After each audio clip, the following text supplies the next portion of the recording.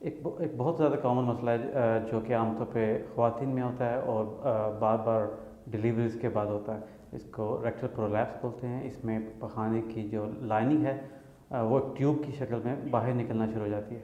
ये बहुत ज़्यादा एम्बेरसिंग सिचुएशन होती है, जिससे अगेन बहुत ज़्यादा सोशल इफ़ेक्ट होते हैं, जॉब्स तक इफ़ेक्ट होती हैं और सोशल रिलेशन इफ़ेक्ट होते हैं। इसके हमारे पास मुख्तलिफ़ तरीके हैं इलाज के, जिसमें हम की होल इसको रेक्टम को उठाकर उसको फिक्स कर देते हैं। इसको हम रेक्टोपैक्सी बोलते हैं। इसके अलावा हमारे पास जो है नीचे के रास्ते से हम पेल्विक फ्लोर को स्ट्रॉन्ग करने का तरीका भी है, और इसको हम बोलते हैं आर्टमायर्स और रेक्टोपैक्सी। इसी तरह एक और प्रोसीजर हम करते हैं, वो भी पखाने के रास्ते से किया जाता है, उसको डिलॉन्ग प्रोसीजर बोलते हैं। इस तरह मुख्तलिफ प्रोसीजर हैं। उसका डिसीजन आमतौर पे पेशेंट के प्रोलैप्स और उसकी एज और इसके अलावा उसकी जो पेल्विक फ्लोर है वो कितनी मजबूत है उसके मुताबिक किया जाता है।